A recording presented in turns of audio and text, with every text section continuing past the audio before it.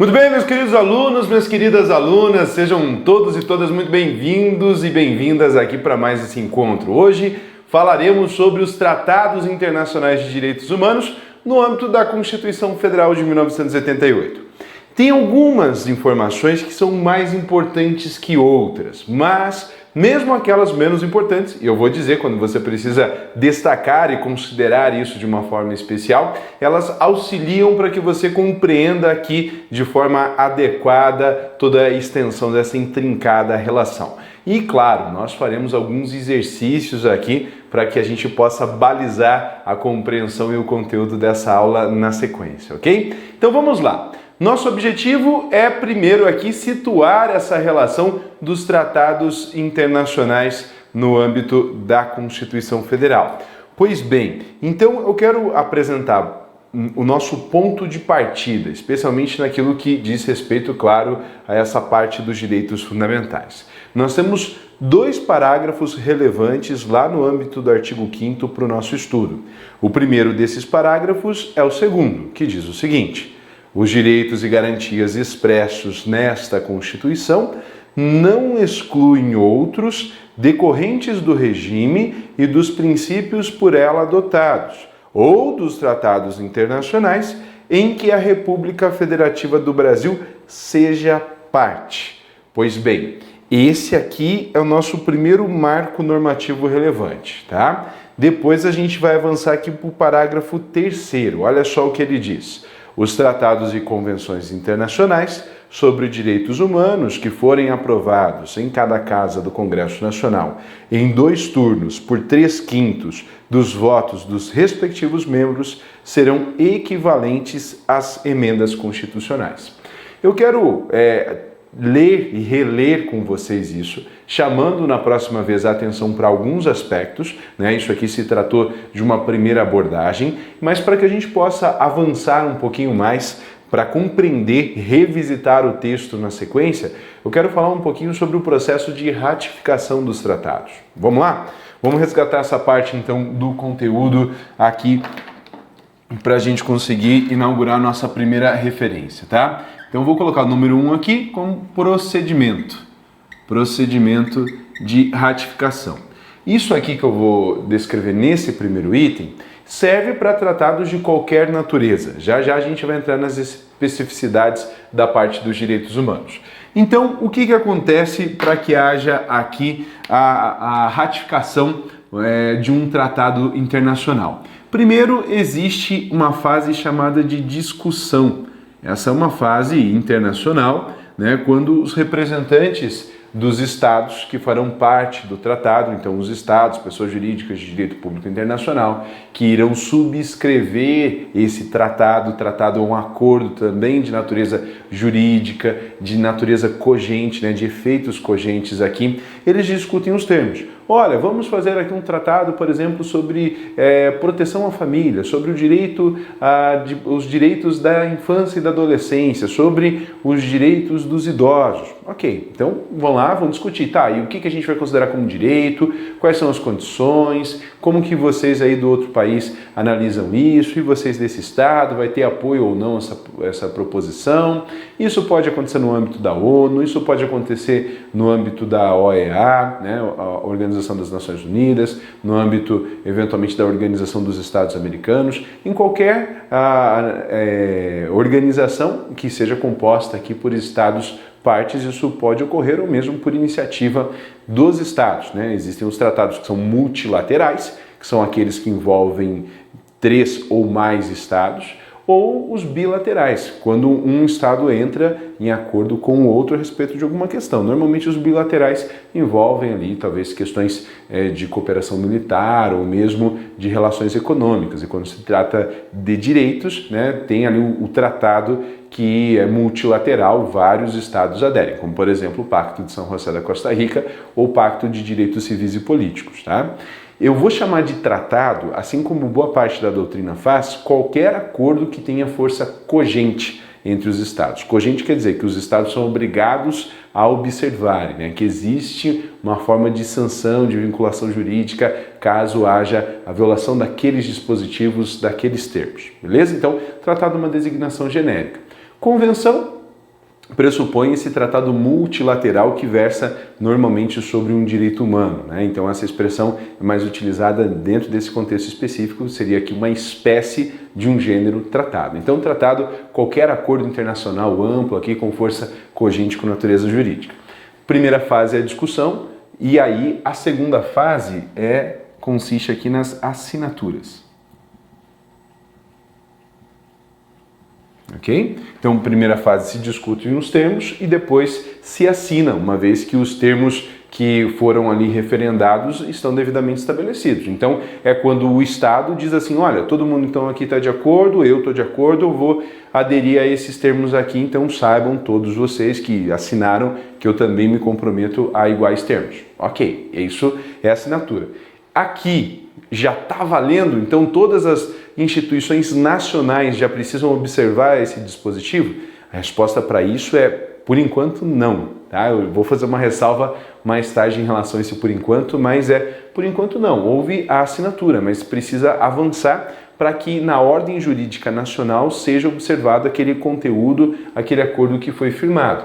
Das assinaturas, segue-se aqui para apreciação pelo Congresso Nacional. Então, por exemplo, quando aparece aqui, olha, no parágrafo 3º do artigo 5º, a referência ao Congresso Nacional, todos os tratados, independentemente aqui do conteúdo deles, passam pelo Congresso Nacional. Se você procurar lá no artigo 49, inciso 1 da Constituição Federal, está se dizendo que é competência do Congresso Nacional apreciar isso. E o que é o Congresso Nacional? Câmara dos Deputados e Senado Federal, ok? Então eu vou colocar mais ou menos nessa ordem, só que eu vou mudar a cor só para sinalizar para você, vou colocar um roxinho aqui, ó, só para sinalizar para você que agora já não se trata mais de uma fase internacional, mas sim de uma fase nacional da tramitação. Então eu vou colocar aqui, ó, CD para Câmara dos Deputados e SF para Senado Federal. As duas casas juntas correspondem então ao Congresso Nacional, que é a exigência que normalmente aparece aqui nos nossos dispositivos, né? Passou pela Câmara, passou pelo Senado, o próximo passo agora é a publicação de um decreto legislativo. É um decreto legislativo. Esse decreto legislativo é como se o Parlamento, o Congresso Nacional, que fiscaliza as atividades do Executivo, olhasse para o tratado em geral e dissesse assim, olha, vocês assinaram um acordo com os estados lá fora, nós aqui estamos fiscalizando esse acordo, analisando para saber se nós concordamos com esses termos, para que eles surtam efeitos aqui dentro do nosso país, e nós concordamos, né? Então houve concordância, que houve aquiescência de ambas as casas. E aí esse decreto aqui, ele autoriza o presidente da República a editar um segundo decreto. Esse decreto legislativo vai permitir que haja aqui um decreto do Executivo. Decreto do Executivo, e esse decreto, ele finalmente significa aqui a ratificação, a promulgação e aqui a publicação, né? Ele dá conta de registrar esses três atos. Então, aqui se promulga, se ratifica, promulga e publica o tratado internacional. E depois, na sequência aqui, é encaminhado normalmente para depósito, tá? O quadro acabou ainda bem, porque o nosso fluxograma foi cumprido, mas o depósito significa, assim, simplificando, né, a conversa, é como se nós encaminhássemos uma cópia carimbada ou assinada do tratado pelas autoridades nacionais e depositássemos, entregássemos essa via com o reconhecimento, né, de compromisso nacional também de observância desses termos para a instituição de origem. Então, se, por exemplo, esse tratado tenha sido discutido na ONU, a instituição depositária será a ONU. Se esse tratado foi discutido pela OEA, que é o equivalente à ONU, só que aqui dos Estados americanos, né, do continente americano, então a OEA será a depositária desse tratado internacional. Essas são as fases, tá, do procedimento de ratificação. Eu vou sair da tela só para quem gosta de dar print e já volto aqui, tá? Então, é mais ou menos esse aqui o fluxograma, as principais etapas. Vou acrescentar alguns detalhes nas nossas anotações, só para ficar bem claro. Essa fase aqui é uma fase internacional. Então ela normalmente ocorre em uma dessas instituições que eu mencionei para vocês ou outras que tenham igual natureza. E essa fase aqui, olha, ela é uma fase nacional. Ok? Então, isso aqui se aplica, via de regra, para todos os decretos, para todo o procedimento de ratificação que nós formos considerar. Agora, o que eu vou apresentar a vocês? Vou apresentar como que a situação normalmente se desenvolvia em relação ao quórum de votação. Tá? Aqui, nessas casas do Congresso Nacional, se deliberava os tratados, né? E eu estou usando o passado justamente por informações relacionadas ao parágrafo 3º do artigo 5º que eu vou mencionar daqui a pouco. Nesse caso aqui, a votação era por maioria simples e aqui também por maioria simples. Ok? Então, se na Câmara dos Deputados chegasse o dia da votação e se conseguisse lá, por exemplo, 400 deputados presentes na Câmara aquele dia, e eu tivesse 201 votos a favor da aprovação aqui do decreto legislativo, ótimo, ele estava votado, já conseguiria ser encaminhado ao Senado Federal na sequência. No Senado, a mesma coisa, dos 81 senadores, se no dia da votação tivesse comparecido lá 70, tá ótimo, já se teria conseguido também a votação suficiente para aprovação do decreto legislativo. Então, via de regra, os decretos seguem essa necessidade aqui de maioria simples. Vou tomar 1 minuto do seu tempo só para revisar essas adjetivações de maioria, tá? Quando a gente fala sobre quórum de deliberação na Constituição, nós temos algumas referências aqui de maiorias. Existe a maioria simples, que também pode ser chamada aqui de maioria relativa. Existe a maioria que é chamada de absoluta e existe a maioria que é chamada de qualificada. Tá? E por que eu estou explicando essas expressões? Porque elas podem aparecer não assim pedindo para você, o que é uma maioria qualificada quando se tratar desse assunto, mas pode aparecer numa alternativa, né? Uma alternativa que você vai precisar saber se aquela afirmação está falsa ou não. Então vamos lá. Maioria simples ou relativa é a maioria dos membros que estão no dia da deliberação. Eu dei como exemplo, né? Ao todo, na Câmara dos Deputados, nós temos 513 deputados. No exemplo que eu usei, eu falei, olha, compareceram 400. Então, é a maioria simples, eu vou considerar a maioria de 400.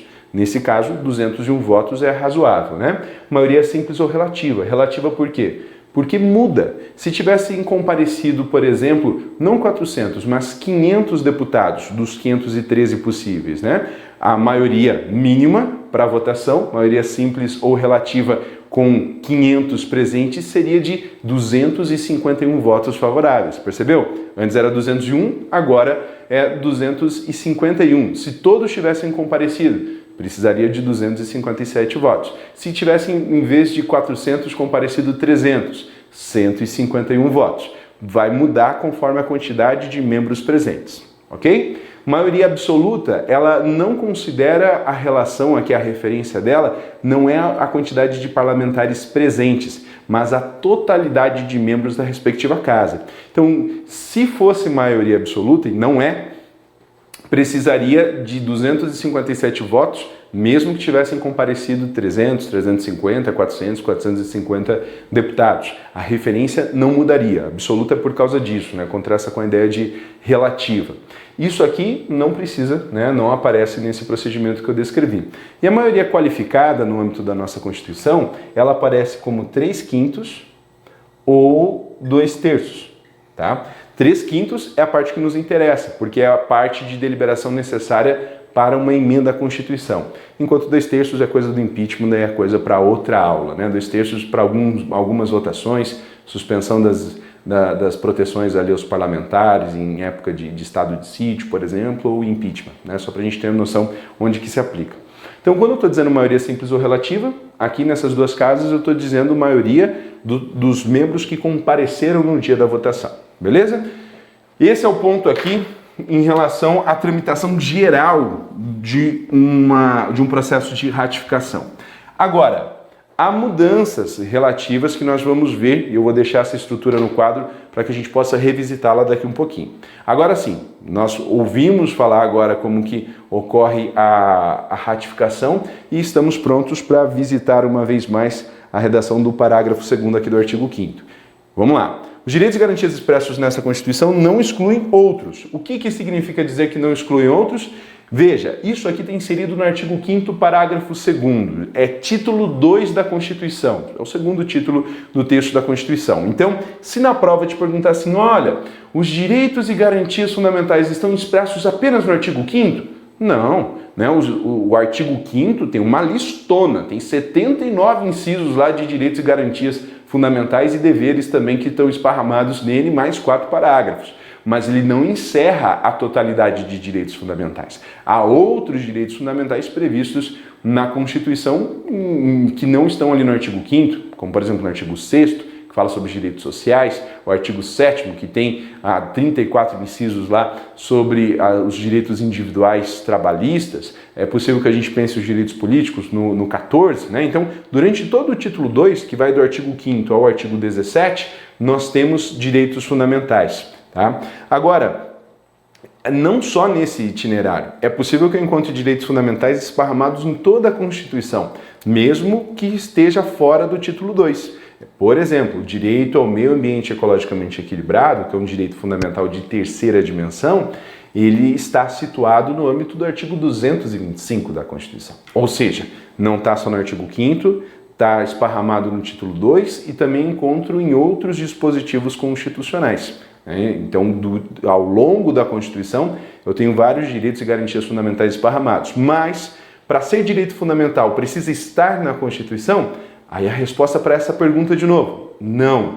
Por quê? Porque o artigo 5º, parágrafo 2º, diz que existem outros direitos fundamentais decorrentes do regime e dos princípios adotados pela Constituição Federal, além dos tratados internacionais de que a República Federativa do Brasil seja parte. É claro que a nossa ideia principal está aqui, nessa ideia dos tratados. Então, se houver um tratado sobre direitos humanos, que o Brasil seja parte, então também será reconhecido ali como uma fonte de atuação, de proteção da dignidade humana, aqui como uma referência genérica, né? Então, o rol é bastante amplo e os tratados internacionais fazem parte desse rol de direitos e garantias fundamentais aqui, beleza?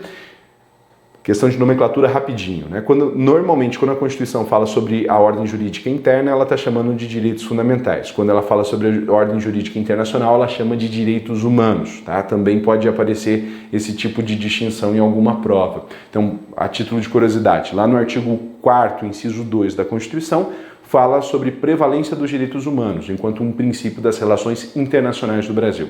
Quando se fala sobre o título 2, fala-se em direitos e garantias fundamentais. A ideia de direitos fundamentais aparece ali. Quando se fala em tratados, que é dispositivo de ordem jurídica internacional, volta-se a se referir a esse conteúdo dignitário necessário como direitos humanos. Então, sempre que a Constituição fala sobre norma jurídica internacional, direitos humanos, norma interna, ela se refere a direitos fundamentais, tá? Essa diferença de nomenclatura, ela existe no texto constitucional. Eu vou avançar um pouquinho, já a gente vem aqui e comenta sobre o parágrafo 3º.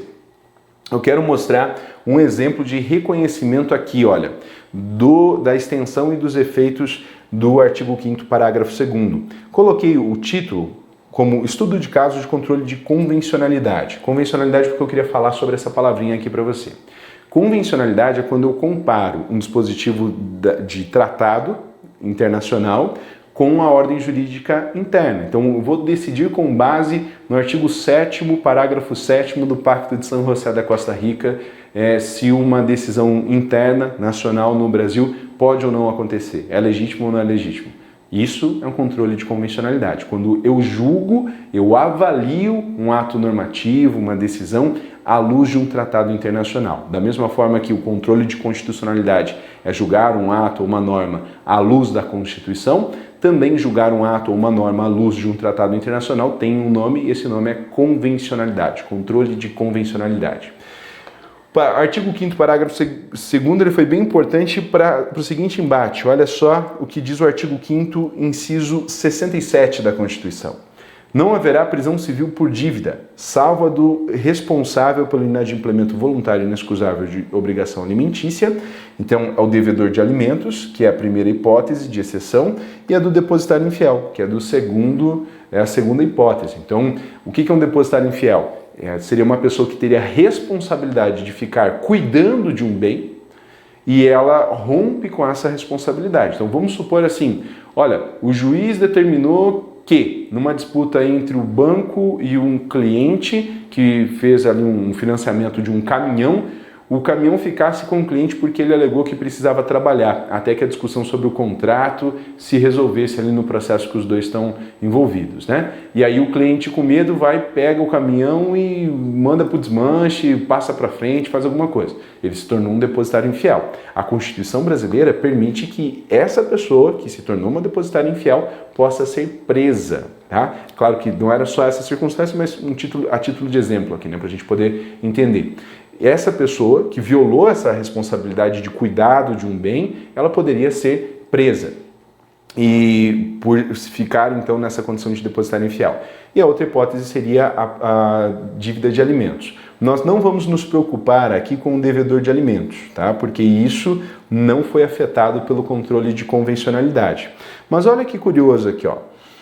O Pacto de Direitos Civis e Políticos, que é o decreto 592, aqui de 92 do Brasil, ele fala que ninguém poderá ser preso apenas por não poder cumprir uma obrigação contratual. Então, dívida não leva ninguém à prisão, segundo o Pacto de Direitos Civis e Políticos. E a Convenção Americana sobre Direitos Humanos, o Pacto de São José da Costa Rica, no seu artigo 7º, parágrafo 7, fala assim, ó, ninguém deve ser detido por dívidas. Este princípio não limita os mandados de autoridade judiciária competente expedidos em virtude do inadimplemento de obrigação alimentar. E só. Então, olha só, compara aqui esse dispositivo constitucional comigo com esse aqui da Convenção Interamericana. Ó, aqui tem duas hipóteses de prisão por dívida, né? A do devedor de alimentos e do depositário infiel. 1, 2. Aqui no Pacto de São José só se faz exceção ao inadimplemento de obrigação alimentar. Exceção a qual regra? A regra da impossibilidade da prisão por dívida, né? Ninguém será detido por dívidas. Então, nesse caso, a Constituição, ela coloca a regra de que ninguém vai ser preso por dívidas, mas situa duas exceções. Enquanto o Pacto de São José coloca a regra, mas situa apenas uma exceção. Então, isso gerou um trabalhão aqui para o pessoal no final da década de 2000, que teve que fazer, a partir do controle de convencionalidade, uma discussão sobre a hierarquia dos tratados internacionais, quais eram o espaço que eles ocupavam. Porque, veja só, voltando aqui, qual que é a confusão? O parágrafo 2º, porque o parágrafo 2º diz o seguinte, olha, existem direitos e garantias que a Constituição reconhece previstos nos tratados internacionais. E agora, isso aqui ocupa que espaço no direito brasileiro? Faz parte da Constituição? Está acima da Constituição? Está abaixo da Constituição, mas acima das leis? Está equiparado com as leis? Está abaixo das leis? O parágrafo 2º não disse isso, né? Então precisou-se aqui de um debate um pouco mais específico em relação a quais seriam esses termos. E aí ocorreu esse julgado, né? Um dos julgados que foi resultado dessa experiência aqui. Vou fazer uma leitura um pouquinho mais dinâmica, tá? E vou pular os trechinhos, mas eu sei que o texto ficou um pouquinho maior talvez do que você quisesse para acompanhar no material, mas eu queria, né, colocar o julgado certinho aqui para vocês terem referência. Vamos lá, vamos aqui do item 3 então para ver qual foi a solução que o tribunal aplicou ao caso. Ao caráter especial do Pacto Internacional dos Direitos Civis e Políticos, no artigo 11 da Convenção Americana sobre Direitos Humanos, Pacto de São José da Costa Rica, no artigo 7º, parágrafo 7º, ratificado sem reserva pelo Brasil no ano de 92. Nesse caso, pessoal, o Pacto de Direitos Civis e Políticos é o decreto 592, tá? De 92. E o Pacto de São José é o decreto 678 de 92. Esses decretos aqui são os números, né, do decreto executivo de cada um desses tratados após passarem por essa tramitação que nós estudamos. Então tá só falando algo aqui para situar qual é o marco da convencionalidade, né, o paradigma de convencionalidade que vai ser utilizado. A esses diplomas internacionais sobre direitos humanos é reservado um lugar específico no ordenamento jurídico, estando abaixo da Constituição, porém acima da legislação interna. Aí você pega a tua canetinha mágica de destaque aí, tá? E veja o seguinte, marca... Opa, isso aqui é a marca-texto que eu preciso, pera aí. Ótimo, vamos lá. Isso aqui é importante para vocês terem depois, tá? Esse é o momento em que um dos momentos em que a jurisprudência do STF realizou a descrição que nós precisamos aqui na sequência. O status normativo supralegal dos tratados internacionais de direitos humanos subscritos pelo Brasil torna inaplicável a legislação infraconstitucional com ele conflitante, seja ela anterior ou posterior ao ato de ratificação. Então, esse aqui é o ponto fulcral, é o ponto mais importante ali sobre a questão da hierarquia. Mas na sequência, o julgado em questão vai fazer uma referência ao artigo 5º, parágrafo 2º. Vamos lá, olha só. Na atualidade, a única hipótese de prisão civil no direito brasileiro é a do devedor de alimentos. O artigo 5º, parágrafo 2º da Carta Magna expressamente estabeleceu que os direitos e garantias expressos no caput do mesmo dispositivo não excluem outros decorrentes do regime dos princípios por ela adotados ou dos tratados internacionais em que a República Federativa do Brasil seja parte.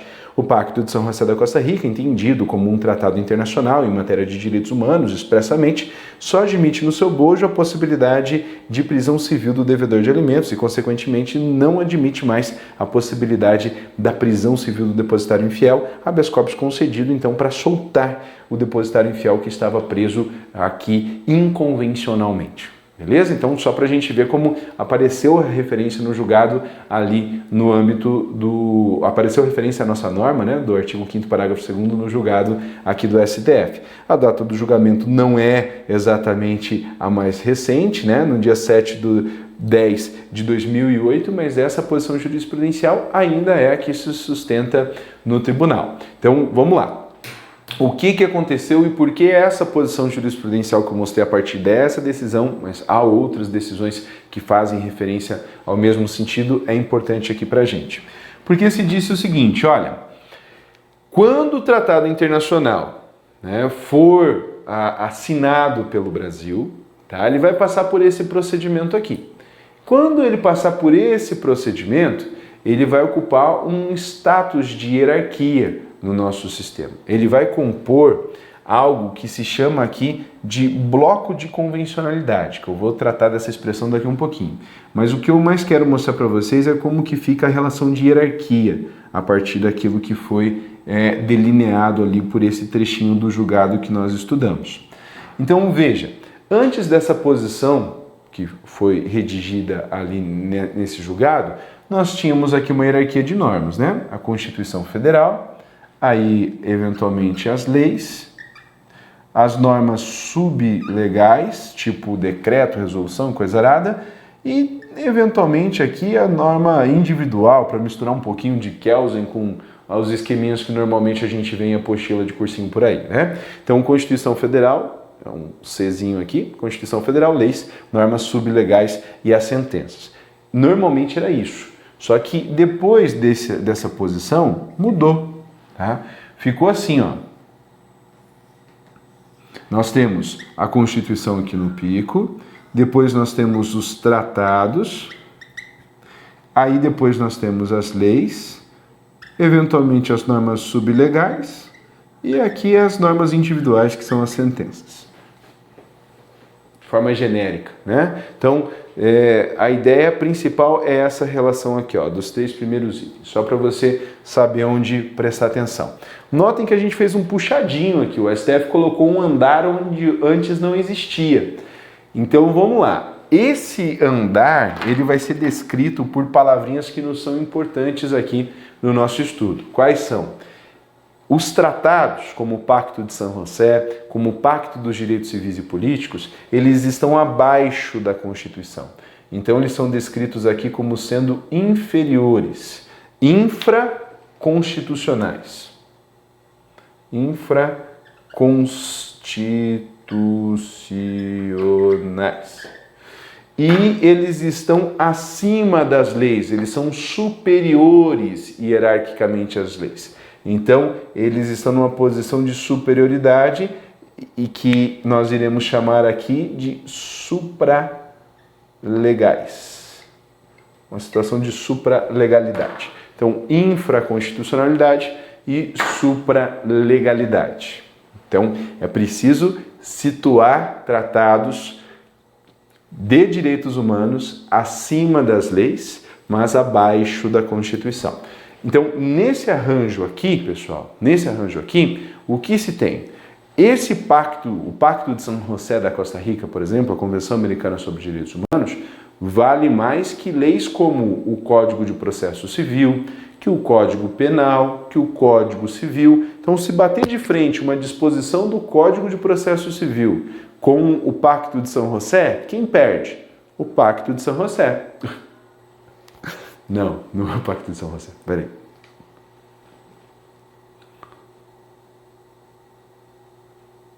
Então, se bater de frente o Pacto de São José com o Código de Processo Civil, quem que cede, quem que perde nesse embate? O Código de Processo Civil, porque ele é uma norma legal, ele está aqui em leis, né, leis ordinárias, complementares, tem a mesma hierarquia, mas o tratado, o Pacto de São José, por ser um tratado de direitos humanos e por causa daquela disposição do artigo 5º, parágrafo 2º, né, de fazer parte ali de uma previsão constitucional, então ele é colocado aqui como uma referência de supralegalidade. Parte importante da doutrina, como por exemplo o Valério Mazzuoli, né, a título de exemplo, aqui uma referência por todos, também o Lênin Streck faz essa mesma referência, e não é nenhum monopólio desses dois autores, há outros tantos que fazem essa mesma referência, dizem o seguinte: porque o artigo 5º, parágrafo 2º, previu a existência de outros direitos que não estão previstos nos incisos do artigo 5º, e que estão previstos em tratados, nós podemos considerar que esses tratados, como o Pacto de São José da Costa Rica, como o Pacto de Direitos Civis e Políticos, compõem aquilo que se chama de bloco de constitucionalidade.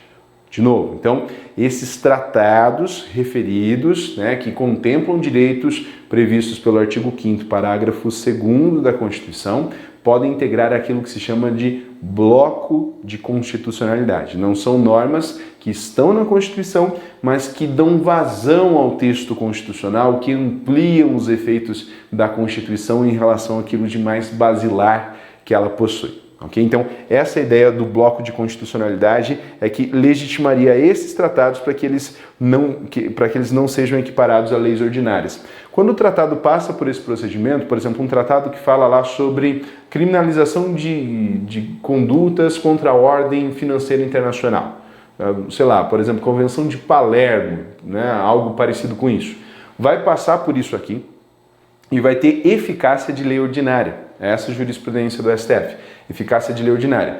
Porém, quando se tratar de tratado de direitos humanos, e aí a regra, por enquanto, que nós estamos trabalhando é pensando aqui o Pacto de São José e o Pacto de Direitos Civis e Políticos, eles terão status de supralegalidade e de infraconstitucionalidade.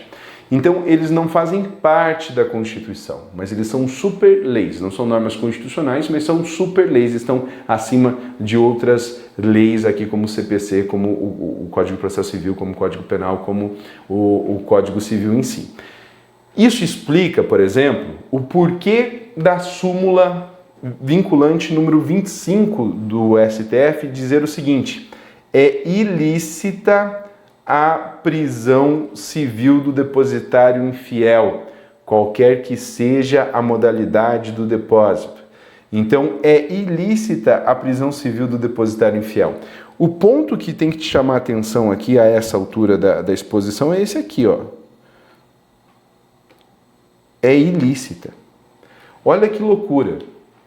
A Constituição permite a prisão do depositário infiel? A resposta para essa pergunta é sim, precisa ser sim, porque aqui no artigo 5º, inciso 67, que nós fizemos a leitura anterior, diz que é possível. Aqui, ó, depositário infiel está no trechinho final, é a segunda hipótese. E até hoje, se cair numa prova e disser assim, olha, a Constituição prevê a prisão do depositário infiel? Prevê, continua prevendo. Não é porque houve a ratificação em 92 do Pacto de São José que houve revogação dessa parte da Constituição. Não, continua sendo constitucional, porque o pacto está aqui, ó, abaixo, ele não atinge a Constituição. Agora, se perguntar assim, a prisão do depositário infiel agride a legalidade aqui do direito brasileiro? E a resposta para isso é sim, porque nós ratificamos tratados que proíbem a prisão do depositário infiel, assim como qualquer outra prisão por inadimplemento, por dívida, salvo a de dívida alimentar, aquele que é devedor de alimentos. Então, esse ponto aqui bastante relevante para que a gente possa compreender. Por isso que a súmula vinculante diz assim, ó, é ilícita, mas não é inconstitucional. Sabe quando você é criança, né, e você, sei lá, tá naquela fase da adolescência, né, que você está começando a sair de casa.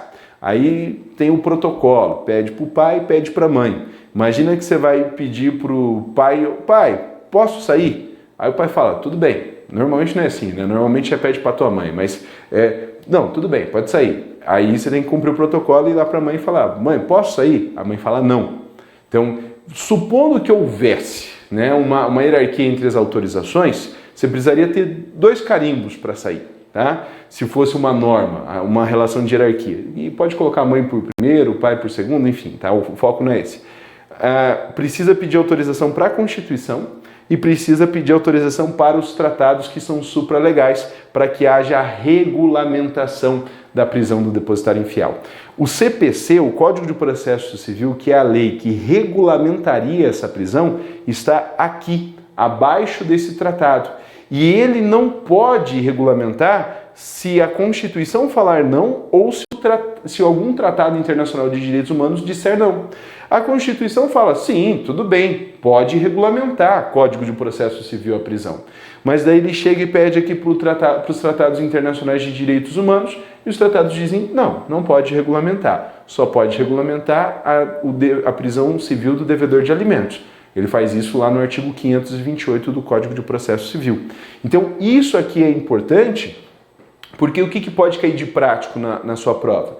Essas nomenclaturas. Por exemplo, em vez de falar que esses tratados são infraconstitucionais, pode aparecer que eles são supraconstitucionais. Supra quer dizer, estão acima da Constituição. E aí está errado. Esse tipo de detalhezinho cai em concurso, assim, disputado, concurso exigente, né? É certo que às vezes cobra mais que isso, mas em uma alternativa, um detalhezinho ou outro, troca-se esse tipo de palavra. Por exemplo, concurso para delegado, né? Recente já vi cair exatamente dessa forma, falando assim, olha, os tratados aqui têm status de supraconstitucionalidade, estão acima da Constituição. Na doutrina tem autores que defendem isso, né? A supraconstitucionalidade dos tratados, mas não é disso que se trata. Quando cair na sua prova, vai cair pedindo a posição jurisprudencial do STF. Daí outro dia a gente estuda as divergências e as razões dos autores, ok? Vamos focar naquilo que cai na prova aqui. E também a ideia da supralegalidade, né? Então, não pode cair aqui uma supraconstitucionalidade, não pode alterar esses prefixos aqui que a gente tentou destacar, ok? Então, agora vamos fazer uma síntese daquilo que a gente tem de concreto. Eu não vou pagar meu esqueminha ali ainda, que eu vou precisar dele daqui a pouco. Vamos lá. Quando se tem um tratado internacional aqui na ordem jurídica brasileira, nós temos até agora, até o presente momento da aula, 2 possibilidades. Vou deixar uma piramidezinha minimalista aqui. Tem 2 caminhos. O primeiro caminho é que ele tenha os efeitos de lei ordinária, tá? Esteja ali perto da base da pirâmide. Essa é a posição jurisprudencial do STF para tratados em geral, tá? Tem eficácia de lei ordinária. Agora, quando se trata da relação de tratados de direitos humanos e Constituição Federal, o segundo caminho que nós já consolidamos é esse aqui, ó. Nesse espaço de infraconstitucionalidade e de supralegalidade. Então temos esses 2 caminhos traçados aqui e por isso não dá para falar que a prisão do depositário infiel viola a Constituição, né, mas apenas essa situação de supralegalidade e a justificativa da súmula vinculante 25. Vamos avançar um pouquinho mais. No parágrafo 3º do artigo 5º, e agora sim chegamos a ele, nós temos a seguinte descrição, e agora eu vou comentar de forma um pouquinho mais pormenorizada. Os tratados e convenções internacionais sobre direitos humanos que forem aprovados em cada casa do Congresso Nacional, em 2 turnos por 3/5 dos votos dos respectivos membros, serão equivalentes às emendas constitucionais. Ótimo. Então aqui, quando aparece essa expressão, 3/5, nós estamos diante de uma hipótese da maioria chamada de maioria qualificada, né?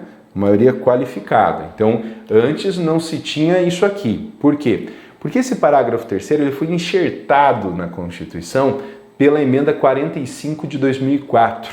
Então, repare como o processo histórico aqui é importante para ser compreendido. Em 92, nós tivemos a ratificação do Pacto de San José e do Pacto de Direitos Civis e Políticos. Em 2004, foi criada essa alternativa, esse caminho do parágrafo 3º, permitindo um rito com uma maioria de votação tal, uma maioria qualificada de votação, para que os tratados que fossem ratificados seguindo esse procedimento fossem equiparados ao texto constitucional. Então agora a gente vai tentar extrair daqui, desse trecho, os elementos necessários, né? Então cada casa do Congresso Nacional, Câmara dos Deputados, precisa ser votado em 2 turnos. 2 turnos quer dizer 2 vezes. Vota e depois vota de novo. Quanto de votação que precisa? 3/5. Esse é o quórum, né? 3/5 na Câmara, depois vai para o Senado Federal. Isso aqui compõe o Congresso Nacional. Precisa ser votado 2 vezes no Senado Federal e depois 3/5 aqui também. Se passar com no mínimo 3/5 nas 2 vezes, tem-se um procedimento parecido, não igual, parecido em relação a esses critérios com a emenda à Constituição, com a tramitação de uma proposta de emenda constitucional. E aí, por isso que o dispositivo fala que serão equivalentes às emendas constitucionais. O grau de consenso que se extrai aqui é o mesmo que é exigido para a alteração do texto constitucional. Então, nesse caso, o parágrafo 3º, ele já não vai mais demandar aqui, a maioria simples, que foi utilizada como requisito para a ratificação do Pacto de San José, lá em 92, do Pacto dos Direitos Civis e Políticos em 92, o Pacto dos Direitos Econômicos Sociais e Culturais é o 591 de 92. Então, esses pactos, esses documentos que são bem importantes na ordem jurídica brasileira, sequer puderam ser considerados à época como equiparados à emenda à Constituição, porque não havia essa previsão normativa. Ela só foi promulgada na Constituição como resultado de emenda constitucional no ano de 2004. Então, 12 anos depois separam um do outro. Qual que é o ponto principal? Onde que isso vai afetar? Muda-se isso, sai aqui a maioria simples e entra a maioria qualificada. Deixa eu pegar aqui então, vamos só registrar isso. Maioria qualificada aqui, maioria qualificada aqui. Essa maioria qualificada é de 3/5, 3/5. E aqui precisa ser votado 2 vezes e aqui precisa ser votado 2 vezes também, né?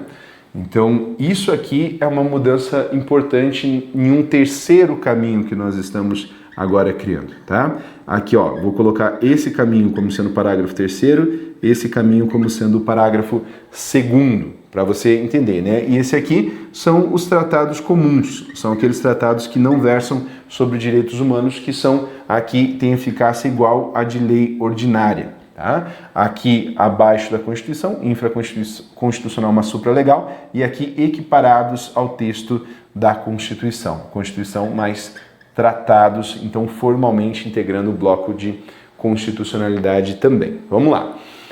Esse ponto aqui, esses elementos são importantes, por quê? Porque a partir do momento que um tratado desse passa por esse rito, ele integra formalmente a Constituição. E quando ele é equiparado à Constituição, isso veja, equiparar não quer dizer igual, né? Então, por exemplo, eu não posso aplicar a integralidade do procedimento de emenda à Constituição para a ratificação desse tratado. Ele tem algumas implicações, como, por exemplo, ele passa a compor as cláusulas pétreas. Ele passa a ser uma cláusula pétrea, na forma lá do artigo 60, parágrafo 4º da Constituição,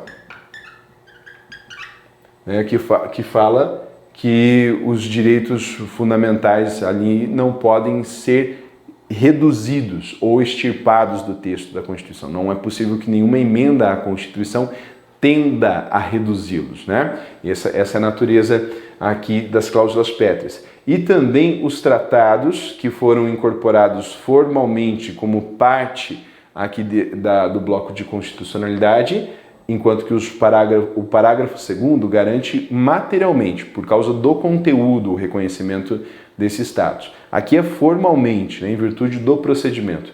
Eles também não podem ser denunciados.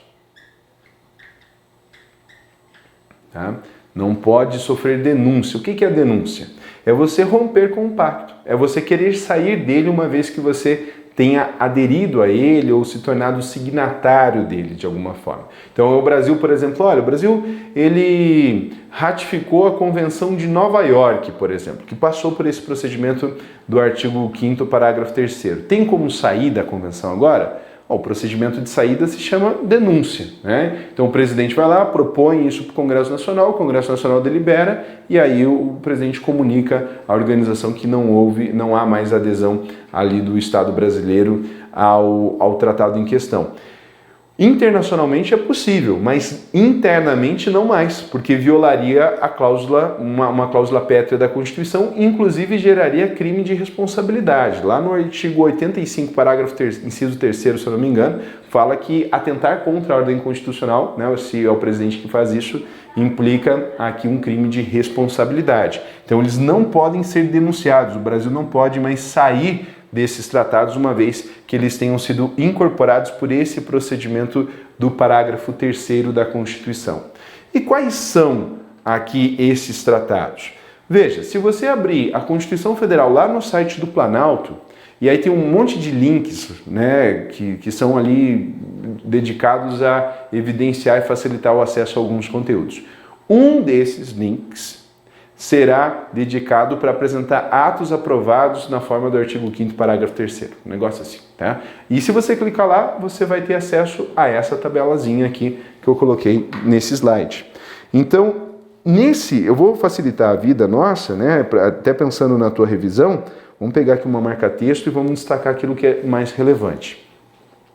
Normalmente a gente tem aqui, ó, o decreto legislativo, e depois o decreto presidencial. Decreto legislativo, tá? É por isso que tem algumas repetições. Então não destaca isso comigo não, só para poder explicar e mostrar aqui para você na tela. O que eu quero que você destaque, agora sim, tá? Para fins de revisão, são os nomes. Então vamos lá, o que você precisa lembrar, ó? Convenção Interamericana contra o Racismo, a Discriminação Racial e Formas Correlatas de Intolerância. E esse aqui foi ratificado no ano de 2022 pelo Estado brasileiro e ele tem status equiparado à emenda constitucional. Outro tratado importante, o Tratado de Marrakech, para facilitar o acesso a obras públicas às pessoas cegas com deficiência visual ou com outras dificuldades para ter acesso ao texto impresso. Esse aqui é o outro, também chamado de Tratado de Marrakech, né? Vai dar um trabalhão para decorar o nome inteiro dele, mas o pessoal normalmente numa questão de prova chama de Tratado de Marrakech, Convenção Interamericana contra o Racismo. Não fica tão comprido assim normalmente. E a outra referência que aparece é a Convenção Internacional sobre os Direitos da Pessoa com Deficiência. Esse é o protocolo facultativo. Protocolo facultativo nesse caso aqui, pessoal, é quando tem um ponto um pouquinho mais sensível da conversa, nessa fase de discussão, do tipo assim, olha, vamos supor que a gente não esteja discutindo tratado, a gente esteja discutindo comida, um pedido para a gente comer. Todo mundo topa ali batata e refri, por exemplo, né? Mas daí outros vão querer uma cervejinha, outros vão querer uma porção de carne e tal. Isso paga fora. Então quem quiser dividir essas outras coisas mais caras, aí paga a parte, mas aí todo mundo reparte aqui as despesas em relação à batatinha ali e o refri, beleza? Beleza.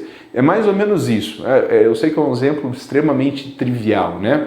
Mas o objetivo aqui é mostrar assim, olha, alguns pontos podem estar bem consolidados.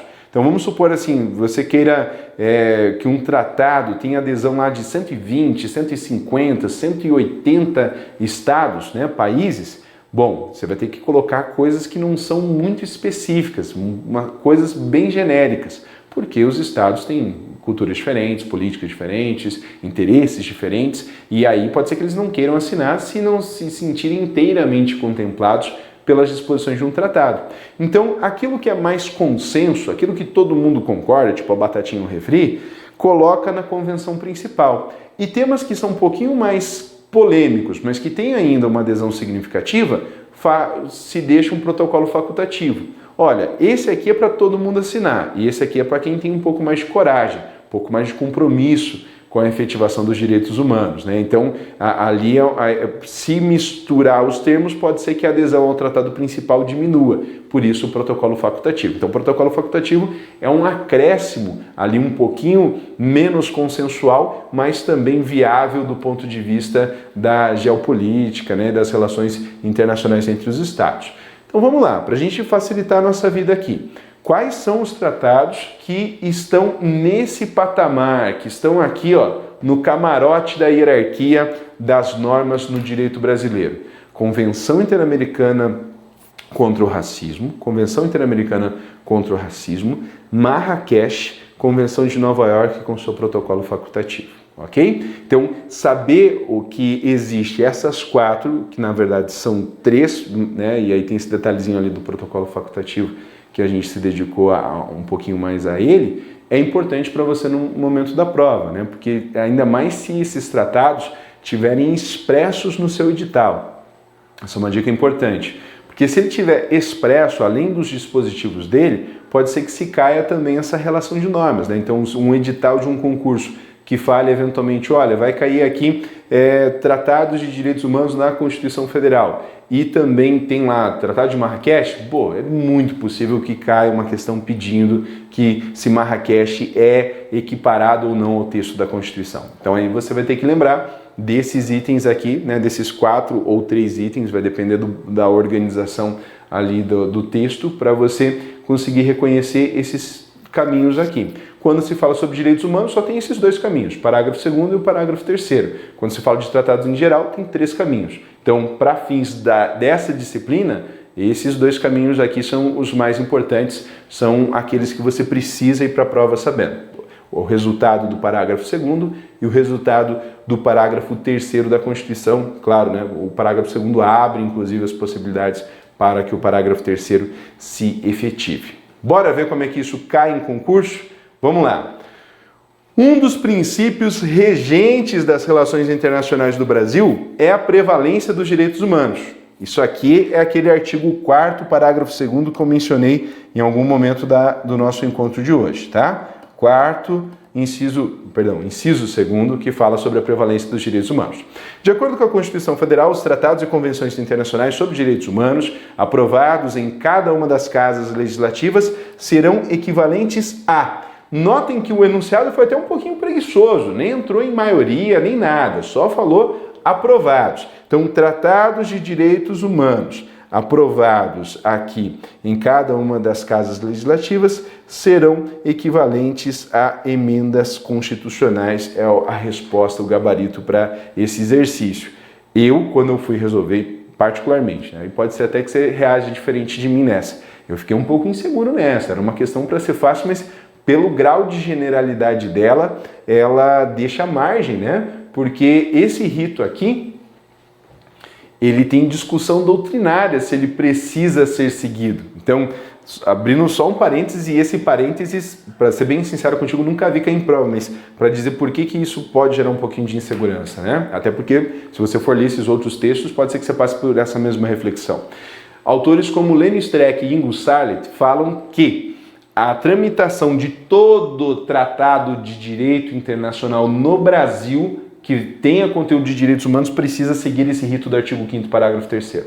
O Congresso Nacional não é obrigado a votar favoravelmente, mas precisa passar por deliberação de 3/5, né, aqui para ser incorporado, ratificado à ordem jurídica interna. Esse é um ponto. Autores como Valério Mazzuoli, por exemplo, já não comungam dessa perspectiva. Dizem que pode seguir o rito normal, só que daí eles serão considerados como infraconstitucionais e supralegais. Tem uma divergência doutrinária sobre isso. Então, da forma como o enunciado está, ele não se posicionou a respeito disso e não deu elementos para dizer, olha, qual o rito que você está considerando, você que elaborou a prova. Todavia, é essa a resposta correta aqui, equivalentes a emendas constitucionais.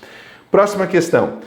Aos tratados e convenções internacionais de direitos humanos, a Constituição confere um tratamento próprio para sua aplicabilidade no âmbito nacional, sendo correto afirmar que os tratados internacionais sobre direitos humanos, em que o Brasil é signatário, são considerados equivalentes a emendas constitucionais. Vamos lá. Nesse caso aqui, veja, a alternativa fez referência a todos os tratados de direitos humanos, né? Então, isso é um ponto de desconfiança para a gente. Não dá para marcar uma alternativa dessa de sola, a não ser que todas as outras assim estejam bem erradas, né? Não deixem dúvida alguma, nós poderíamos voltar aqui de alguma forma, tentar reconsiderar essa alternativa, mas ela não nos dá uma segurança jurídica, uma segurança aqui para já considerá-la como correta logo de cara. B. As convenções internacionais sobre direitos humanos, em que o Brasil é signatário, são consideradas equivalentes a emendas constitucionais se aprovadas pelo Senado e pela Câmara dos Deputados por maioria simples dos votos de seus respectivos membros em um turno. Ótimo. Essa aqui foi específica o suficiente para a gente saber que ela está errada. Então, olha só. As convenções internacionais sobre direitos humanos que o Brasil é signatário são consideradas equivalentes a emendas constitucionais se aprovadas pelo Senado e pela Câmara dos Deputados por maioria simples. Maioria simples não. Aquilo que permite a equivalência à emenda constitucional é a maioria qualificada dos votos de seus respectivos membros em um turno. Isso aqui também está errado porque são 2 turnos. Né? Então, há 2 erros aqui na alternativa B e essa aqui com certeza a gente elimina com segurança. C. Os tratados sobre direitos humanos em que o Brasil é signatário são considerados equivalentes a emendas constitucionais se aprovados pelo Senado e pela Câmara dos Deputados por maioria simples dos votos dos seus respectivos membros em 2 turnos. Agora ele consertou os 2 turnos, tá certo essa parte, só que aqui a maioria continua errada. Então, na alternativa C, a gente também não vai marcar. D. As convenções sobre direitos humanos em que o Brasil é signatário são consideradas equivalentes a emendas constitucionais se aprovadas pelo Senado e pela Câmara dos Deputados por 3/5 dos votos dos seus respectivos membros em um turno. Agora ele consertou o quórum de deliberação, mas ele voltou a errar aqui na quantidade de turnos. Então, essa a gente já também não considera como correta. E os tratados sobre direitos humanos em que o Brasil é signatário são considerados equivalentes a emendas constitucionais se aprovados pelo Senado e pela Câmara dos Deputados por 3/5 dos votos de seus respectivos membros em 2 turnos. 3/5, correto, 2 turnos, correta, alternativa E. Questão de concurso puxado, não é de concurso muito fácil não. E eu acho que você foi bem nessa, acho que você conseguiu junto comigo acertar e reconhecer a alternativa E então como correta. Já não temos mais dúvidas também, claro, podemos eliminar a alternativa A. Em seguida, nós temos o seguinte enunciado. Sobre direitos humanos, Estatuto Brasileiro, julgo o item a seguir. Vamos começar daqui, ó. Leis ordinárias, medidas provisórias e outras normas de igual ou inferior hierarquia devem observar as disposições dos tratados e convenções internacionais sobre direitos humanos incorporados ao direito brasileiro com status supralegal. Ótimo, vamos lá. Então, leis ordinárias, medidas provisórias e outras normas de igual ou inferior hierarquia, é isso aqui, ó, é o que está desse degrauzinho aqui para baixo. Né? Então, lei ordinária está aqui, medida provisória está aqui, lei complementar está aqui, decreto, resolução, portaria, está tudo daqui para baixo. Quem está daqui para baixo precisa pedir autorização precisa estar compatível com a convencionalidade aqui desses tratados que têm status de supralegalidade, né? Vai aparecer assim, ó, certinho, dessa forma. Então, isso daqui a gente marca como certo. Próximo, qualquer norma, vou começar daqui, qualquer norma de tratado internacional de direitos humanos aprovada pelo Congresso Nacional na forma prevista do artigo 5º da Constituição Federal de 1988 passa a ter status de norma constitucional. Então, qualquer norma de tratado internacional de direitos humanos que seja aprovada na forma prevista do artigo 5º da Constituição Federal passa a ter status de norma constitucional. Ok, também podemos marcar de forma correta, né? Destacar aqui a alternativa como certa para responder essa questão. Próxima questão. Acerca dos direitos humanos previstos na Constituição Federal, analise as afirmativas a seguir. A prevalência dos direitos humanos é um princípio ao qual está vinculada a República Federativa do Brasil. Isso. Artigo 4º, inciso 2 da nossa Constituição. Serão equivalentes às emendas constitucionais os tratados e convenções internacionais sobre direitos humanos que forem aprovados no Congresso Nacional por maioria absoluta de seus membros. Aqui já não, né? Maioria absoluta está errado. E olha a importância da gente ter feito aquele quadradinho aqui no canto do quadro com maioria simples ou relativa, maioria absoluta e maioria qualificada, porque cai assim, né? Vamos lá. 3. São considerados direitos humanos apenas aqueles direitos especificados formalmente na Constituição. Também não, porque existem outros que não foram especificados. A gente viu redação literal ali do artigo 5º, parágrafo 2º, que diz que há outros, né, decorrentes ali do regime, dos princípios por ela adotados e dos tratados internacionais que o Brasil seja parte. Nesse caso, então, nós temos 1, 2, 3, e aí a gente só marca a alternativa A, que fala que só um está correto, né? Então, maravilha, é isso aqui mesmo. Próximo exercício. Ana, estudante, questionou seu professor de Direito Constitucional sobre a possibilidade ou não de um tratado internacional sobre direitos humanos vir a revogar uma norma constitucional colidente. O professor respondeu corretamente que tratado dessa natureza, vamos lá, A, ao ser incorporado à ordem interna, tem a natureza de lei ordinária, inferior, portanto, à norma constitucional, não podendo revogá-lo. É um tratado internacional sobre direitos humanos. Nós temos dois caminhos para ele. O do artigo 5º, parágrafo 3º, ou do artigo 5º, parágrafo 2º, que é mais genérico, mas todos que os colocam acima de normas ordinárias, né? Então, nesse caso, não é verdade a alternativa A, né? Então, não tem esse status de lei ordinária aqui. B. Por integrar o direito internacional público, ao ser incorporado à ordem interna, acarreta a suspensão da eficácia da norma interna divergente, não a sua revogação. Então, nesse caso, quando houver a ratificação, ele será tratado como norma interna, né? A partir do momento que há a ratificação. Pode acarretar a revogação de uma norma constitucional se for aprovado, em cada casa do Congresso Nacional, em 2 turnos de votação por 3/5 dos votos dos respectivos membros. E nesse caso aqui, pessoal, a ideia a alternativa deixou bem clara a possibilidade de seguir o rito do artigo 5º, parágrafo 3º. Então, se for algo que pode sofrer alteração, que não seja uma cláusula pétrea, né, então o tratado internacional de fato pode aqui revogar, inclusive, uma norma constitucional, porque falou-se de forma genérica, não uma cláusula pétrea. Então, a alternativa C nos parece a alternativa viável. Vamos ver o que tem na D e na E. Acarreta a revogação das normas internas colidentes, constitucionais ou infraconstitucionais, considerando o princípio da prevalência do interesse, de modo que a dignidade humana sempre deve preponderar. Nem sempre nesse caso, né? Aqui existe o acolhimento dos dispositivos nas suas respectivas hipóteses de hierarquia. Então, o problema aqui é o sempre e colocar a ideia do princípio da prevalência, né, da supraconstitucionalidade até desses tratados.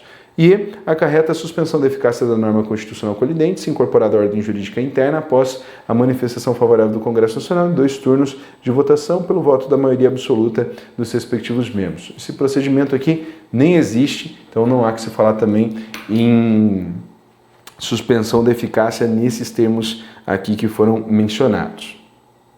Maravilha, pessoal. E daí com isso nós temos então, de fato, a alternativa C como sendo a alternativa correta, né? Conforme a gente já tinha feito as considerações. Esse aqui já é um exercício do nível um pouco mais exigente, né? Um concurso bem mais disputado, mas para vocês verem aqui, questões um pouquinho mais fáceis e questões um pouco mais complexas em relação a esse tipo de conteúdo, como pode aparecer na sua prova também.